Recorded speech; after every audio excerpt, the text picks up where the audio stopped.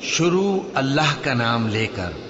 جو بڑا مہربان نہایت رحم والا ہے۔ سورج کی قسم اور اس کی دھوپ کی،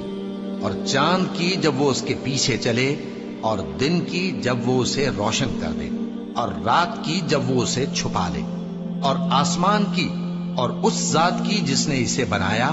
اور زمین کی اور اس ذات کی جس نے اسے پھیلایا، اور نفس انسانی کی اور اس کی جس نے اسے درست کر کے بنایا۔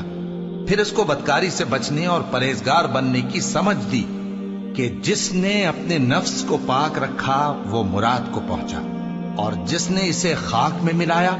وہ نامراد رہا۔ قوم سمود نے اپنی سرکشی کے سبب پیغمبر کو جھٹلایا۔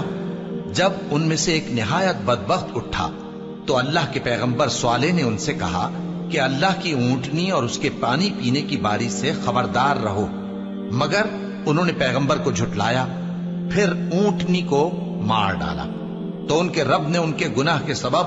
ان کو نیست و نابود کر دیا، پھر سب کو برابر کر دیا، اور اللہ کو ان کے بدلہ لینے کا کچھ بھی ڈر نہیں۔